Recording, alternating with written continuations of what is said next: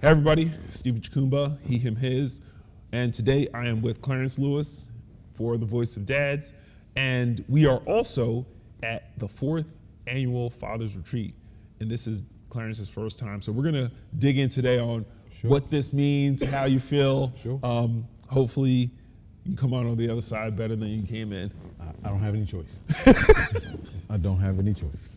Clarence, what's your origin story? How'd you get up here?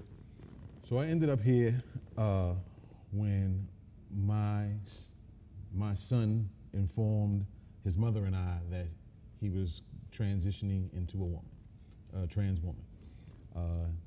It's only been about 7 weeks since we were informed of all of this information. My wife is a researcher at heart and by nature and by profession, to be 100%. So she started looking into organizations. I did what I do, which is I went quiet and went into my work mode. I'm not really going to deal with this because I got other things to deal with.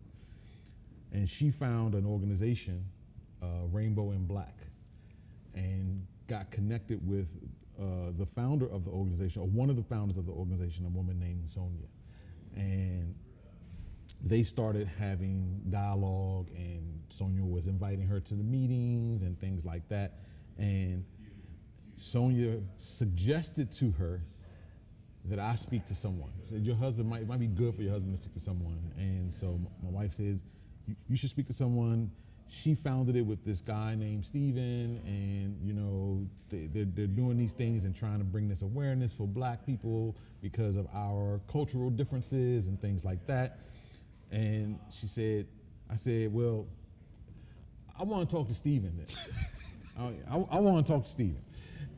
I figured I was going way too far up the chain to actually. You would never hear from me. It was my way of kind of blowing her off a little bit. And then 3 days later, I get a text from you. So you are the Stephen that I was connecting with. And from there, you and I talked, and then I told you kind of the details of her coming out and those types of things, and then you invited me here, and we ended up here. That's crazy that you took a call with me and weeks later are here. Yep. So for folks who don't know, I had a child who shared their identity with me 2017, a year after my wife passed away. And I was absolutely alone. And there was nobody to pick up a phone and say, hey, you should talk to this dude. And so I'm curious, what did that feel like to you? What did it feel like to go from hearing something that you probably never expected to hear from your child in your life to being connected with somebody who had that exact same experience? So because we did a video call and I got it, because I said, this is not going to happen. In my mind, this wasn't going to happen. So I didn't take any time to do any real research. But I saw, I did, right before I did check the website, and I said, oh, it's a Black guy. I said, I don't know how this is going to be. But then I started talking to you, and it was easy to talk to. We had a cultural understanding about the difficulties of managing these kind of situations, especially very early on. Absolutely. As they get a little bit farther along, things get to be a little bit different. They start to work themselves out. But the wealth of emotions and all of the things that I was going through, it was nice to sit down and have someone validate that these were legitimate thoughts to be had at this stage in my process. So that was the absolute value for me, walking away from that conversation, and it was the reason that I eventually decided that this was worth considering, that I should consider this. Maybe I can find more people, maybe I can find more people who are farther down the road who know more about this than me, because never in a million years did I think that this is where I would end up. So last night you shared with us some more of your story, of your origin story, and how you got here. And one of the things that you shared was just how sometimes being a parent, you just sometimes are locking horn with your kids regardless. And it has nothing to do with their gender identity, but sometimes the personalities between parents and children. Right. How has that dynamic impacted your ability to show up for your child? Or has it? So there's tension. Right now we have tension. So the showing up seems a bit, I don't want to use the word callous, but it seems a bit robotic. You know, I know that Eden needs these things, whether Eden realizes that Eden needs these things or not. I know that these things are necessary as we transition into the beginnings of adulthood as a recent college graduate. So because of that, I'm not real sympathetic in our conversations. I'm not real touchy-feely. I'm not really dealing with the emotion of it all. I'm dealing with the facts. We have to do these things. And I believe from her perspective, it comes across as uncaring. And it's the opposite of that. It is me subduing how I feel to do what has to be done, or the things that have to be done. If I didn't care, I wouldn't do any of those things. But the caring is the suppression of my emotions, because how I feel and what I have to do right now are not necessarily in rhythm with one another. Absolutely. So I've been asking people their origin story. So we talked about how you got here, but we didn't talk about your origin story, when your child shared their identity with you, when they came out. Can you talk about how your child came out to you? I mean, it feels like a villain origin story to me. So, because my child decided what I would consider so late in their lives to make this known to me, I didn't find out until she was 21. So I have 20 years of treating her like a boy or a male before this. And I didn't agree with the mud the muddle that was created, but this is the story. We have been working on graduation because anybody who has been to college knows what it feels like to get to the end and somebody says, oh, you forgot to take this class, or you forgot to do X, Y, and Z. So we have been harping and staying on with our finger on the pulse for the last 8 months.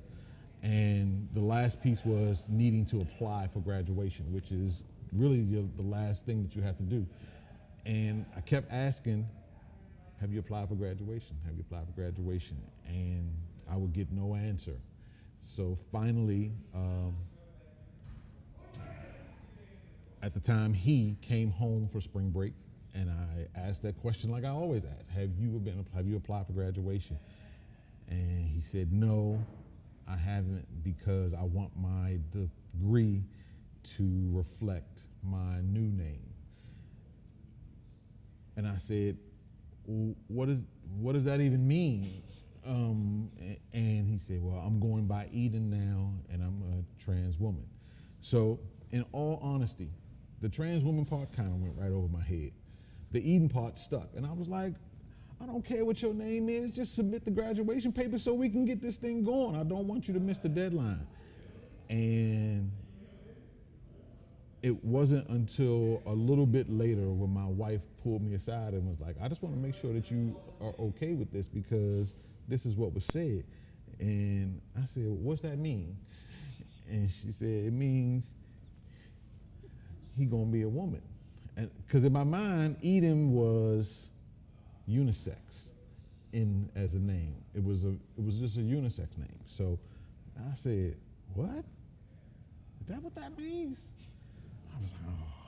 So I took a lot of deep breaths, and then we went back in and we talked some more. And, you know, I share my thoughts and my opinions, but in a very respectful way. You can't, I'm dealing with an adult here. I'm not dealing with an 8-year-old. So as an adult, if you are going to stand on your own and make your own decisions, you're going to train a child to be independent. You can't then turn around and be all upset when their independence doesn't look like you want it to look. Absolutely. So I gotta respect that. I will do what you ask. And now the real change, in my opinion, was it may have accelerated the relationship in that we are now dealing with each other as two adults, just two real adults. Because in my mind, you're doing adult things, you're making the adult decisions, you're standing on your own. And while I applaud that and I respect that, I am also an adult. I get to make decisions and I get to stand on different things. So we gotta figure out what my boundaries are and what your boundaries are, and work our way to make those mesh as much as we can. Absolutely. That's an amazing story, number one, because for folks who don't know, this was March 28th, March 28th. 2026. And today is April 23rd. I mean, May 23rd, Right. 2026. And so it's very, very new, very raw, Right. very recent. How are you and your wife doing? We as a marriage, we're doing okay. As parenting, we are figuring out some new stuff. Eden had always, for his entire life, been closer to my wife. If you got more than one child, they're going to be closer. One is going to be closer than the other. Or if you have one child, if you have two parents, the child is going to like one more than they like the other, or just going to relate. I won't say like. Or like connect is to. Connect to is a better word. They're going to connect to, and so they are peas in a pod. So I wouldn't say I'm working at a deficit. What I would say is I recognize my role and where I play. And so as my wife and I are figuring this out, what ends up happening is I say, hey, these are the things that we got to get done. These are the things that we need to do. And I won't hear anything back. My wife will hear it. And then she'll come to me and say, oh, well, I talked to Eden today and this is what was said. And I'll say, she could have called me. So then that makes a little friction between us, and then she give me her feminine wiles, and it all kind of go away. So it all kind of, Gotta love those feminine wiles. It makes it all better. It kind of go away. So It's interesting you should talk about that dynamic, because parents are feeling that. You're not the only one. And I love that this space gives you the ability to see you're not the only one. There are so many fathers who are dealing with the dynamic of wanting to do right by their child while their child doesn't actually even know, may not even have executive function to appreciate future, forecasting, and still having to show up for them and dealing with what often feels like resentment, which is also tied up into the fact that our children have a different gender identity than the one we formally come to appreciate or understand. And that sometimes feels like, oh, you don't love me because, if you did, you would just do whatever I need done. right, and so that yeah. So my wife and I are having, and it shows up there too, because my wife and I are working through it as well. She knows what sacrifices and what levels to what extent we have extended ourselves in order to make accommodations for everything around Eden's life, not just the last 6 weeks, Right. but everything up until that point. So she recognizes that this is my attempt, or this is my method of coping with what's going on, is just to strip it down and get to the bare nuts of it. This is what has to be done. And then we can deal with the emotion of this later. And So I ask her sometimes in conversation. I say, should I mention this or should I say this when I talk to Eden? And she says, if you don't bring it up, if it's not brought up, don't bring it up. You know, because if it doesn't have anything to do with this revelation or this gender identity, then don't even introduce it as part of this conversation. Just do what you do, and y'all are gonna butt heads, and y'all are gonna do, but that's not new. Right. So right. Just keep doing what you're doing, and we'll eventually work this out. It's interesting because we had a conversation earlier when I invited you onto the podcast about whether or not your child is out and can you talk about them on a podcast, because safety is an issue. We're always, as parents, we're always following our children's lead. That is like the theme of being the parent of a gender expansive child is we follow their lead. Right. You know, we listen to them. But at the same time, you know, back to this theme of sometimes they don't know what's best.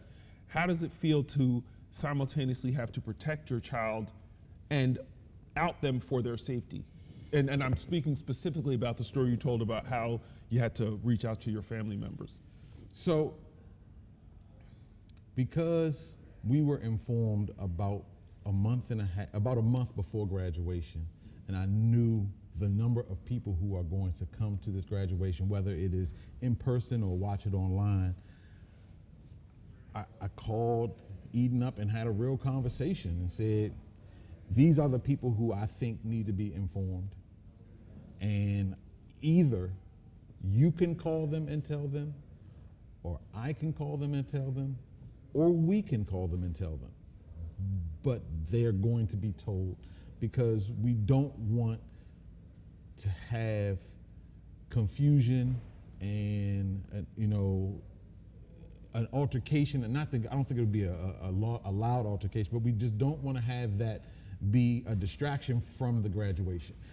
This is a major milestone. You know, so many people start college and start school and don't ever finish. Some people never get the chance to actually go.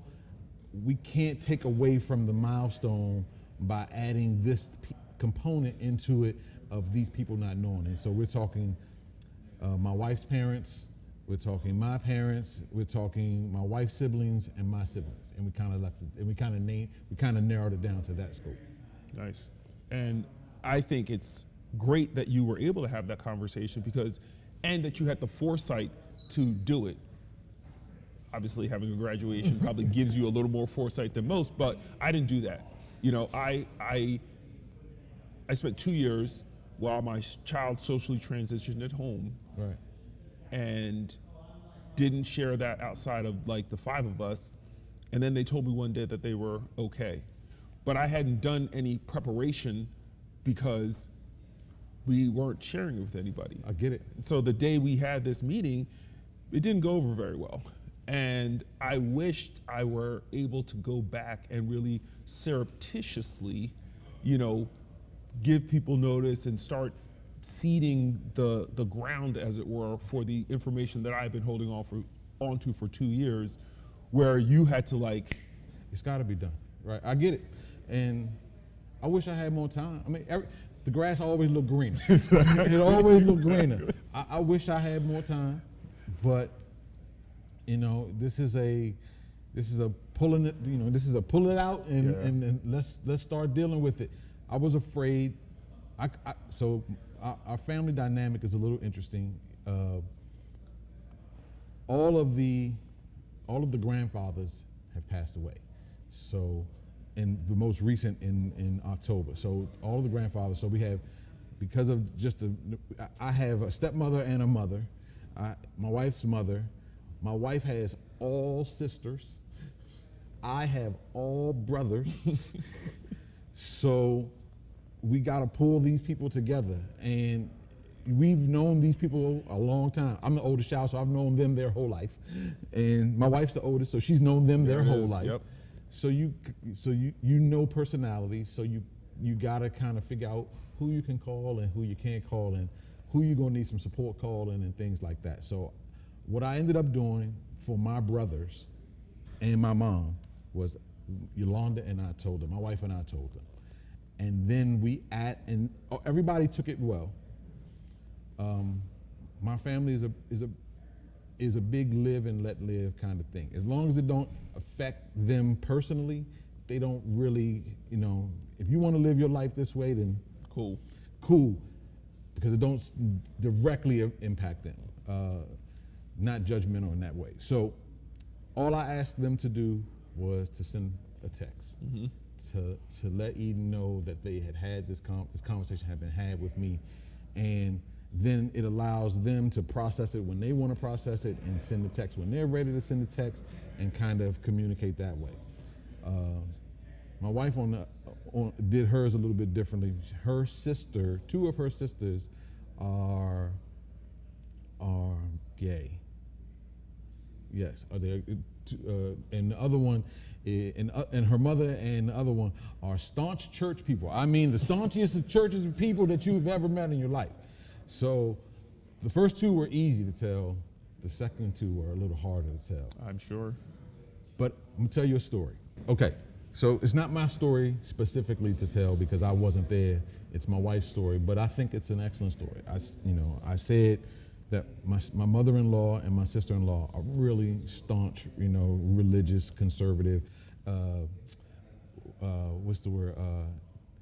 Apostolic Pentecostal apostolic. Yeah, so, Yolanda was very concerned. So they had a Mother's Day lunch for my mother-in-law, and at this lunch is when Yolanda told them the news. And the sister-in-law that I thought is a school teacher in the Baltimore County school system, and she runs a fashion club at this thing, and there is a transgender woman who wanted to be part of the fashion club at the school. So she went through all of the steps that's necessary to get the kid into the fashion club, and the kid has been part of the fashion club, and the kid has turned out to be, the best thing at she loves her. She's very connected to the group and all of these things. So, and all of this conversation is happening in front of my mother-in-law. So, and she said that then they took the whole fashion club, she took them to church on Sunday. And there were several people at the church who were kind of not feeling, I don't know what the kid's name is, but the kid was not feeling the kid. But the kid was engaged, listening to the Bible studies, listening to all those things. And my sister-in-law ends up defending her on the side to some of these people who are making some comments that they shouldn't be making. And one of the things she said was, that the young lady was one of the most engaged persons inside of the Sunday school, and was the person who was asking more questions about these things than anybody else. What kind of representation are we having of the church when you turn your nose up to the person who is most interested in what you're talking about?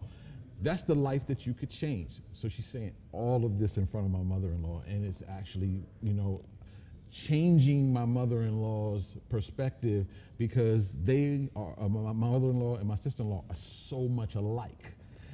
Won't he do it? Won't he do it? Right, they're so much alike. So now my mother-in-law is like, well, wait a minute. I know that she's like me, and she feels how I feel, and we usually walk the same path.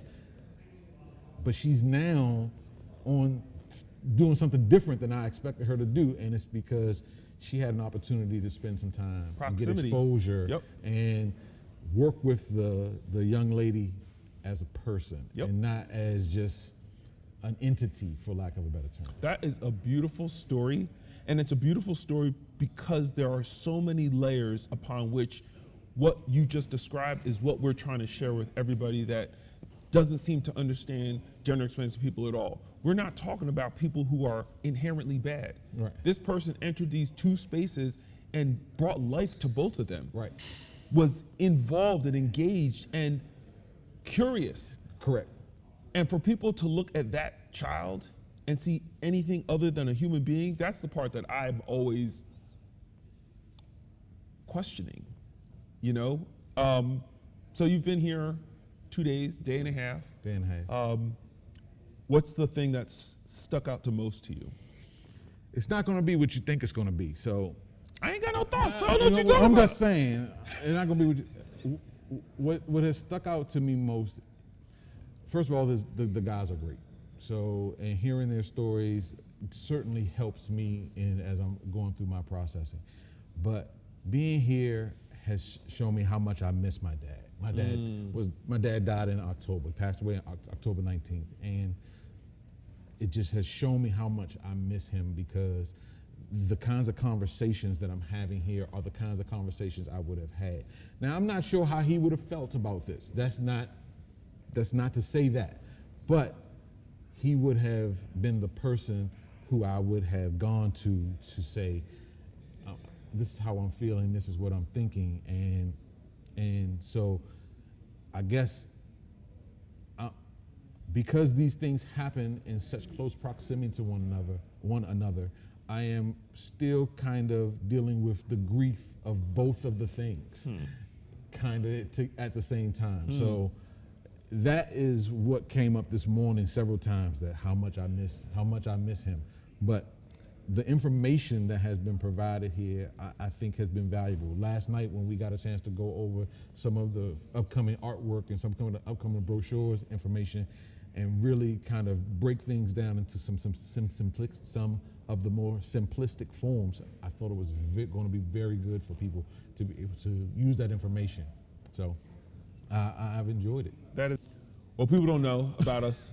The thing that Clarence and I have in common is that we are both members of Black Greek letter fraternity organizations. Sure. I'm a member of Alpha Phi Alpha Incorporated, and he is a member of Phi Beta Sigma Fraternity Incorporated. I'm a member of Alpha Phi Alpha Fraternity Incorporated, and he is a member of Phi Beta Sigma Fraternity Incorporated. I pledged Spring 90, he pledged Spring 91. So I'm his elder, you know what I'm Yes. saying? So he gotta respect his granddaddy. I do give some respect. One of the things that our fraternities have in common is that they both prohibit gender expansive trans men from joining their organization. Yes, I am aware of this. And the thing that is so crazy to me is all of these barriers that exist for gender expansive people, because people are holding on to this kind of binary concept of what Right. we are. So it's being more specific. More specific in that they would not let a trans man in. Correct. They would let a homosexual man in. And they have both. And they have both. Right. So they're not, I think right now you have to submit a birth certificate with your application. So I mean, I think things have to grow, and I'm not sure things always grow at the pace that we would like them to. Facts. So I think that this is something they're going to have to figure out. Yeah, and that's all I'm going to say on No, that. facts. You said no. You said no. And I love, so the other thing that people don't know is, like, Clarence and I are the only two Black men at this retreat right now, okay? Correct. And so to be able to have somebody who culturally understands what I'm going through, Sure. and who I can be here to share from a cultural perspective to help them get through and process what they're going through is very important. What do you think for fathers generally about this space? I think it's valuable. It kind of, to some degree, it depends on what your background is. But if you're like me and you don't come from a place where these types of relationships are prevalent, or these types of lifestyles are prevalent, going to a place, you feel alone. Absolutely. So I felt totally alone in my house. And that's not because my wife is not supporting. She's just supporting in a different way. For people who don't come from communities where these lifestyles are prevalent, it is very helpful, because that's where I came from. And so it was pretty alone for me. Now, I didn't understand where to go to get my information or where to go to do anything, and I resorted to what I would consider stereotypical male coping mechanisms, which are to flush my emotions away and deal with the reality of what's going on. And I didn't have any other men to talk to who may have been farther down this road to say, you know, how did you get where you got to? Where you are living harmoniously with this, and I'm sure that's got some air quotes around it for sure. But I didn't have that, Right. And I didn't know where to go to get that, and I didn't even know that there was such a place to go to get something like that. So, you know, shout out to my wife for pushing me the way she pushed me, or, you know, moving me the way she moved me to get there. And this has absolutely been valuable. Well, shout out to you too, because, you know, you can, you know, lead a horse to water, but you can't make him drink. You made the decision to come on this retreat with us. You made the decision to reach out to me. Our lives and where we are a series of decisions, of choices that we've made to follow through to the things we think are important. So I know you obviously think supporting your child is important, and you're very new to this, and you're here, so it speaks to your character and your love for your child. If you could speak to one dad who just found out, just like you did, and is just questioning what to do next, what would you tell them? I would tell them it's okay to cry, because I cried for almost 4 days. And I'm not talking boo-hooing Wanda from Good Times kind of crying. I'm talking just every time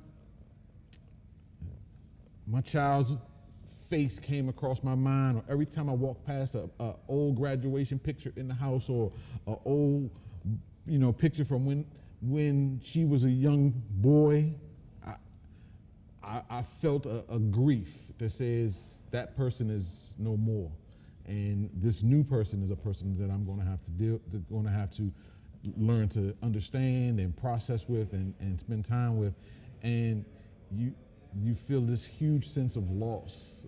I felt this huge sense of loss, so I can only assume that others would feel those types of feelings as well. And I've heard some of the guys in here say how they felt that sense of loss. So I would say it's okay. Just find you some people who you can talk to, and then start to figure out how you can work your way towards your child. Your child is not going to come towards you in this case, because they have made the I don't want to use the word the choices, because choices always has these kind of, you know, gotchas in their statements, but they have decided that they are going to outwardly live the life that they think that is their life, whether you agree with it or not. They're going to live this life.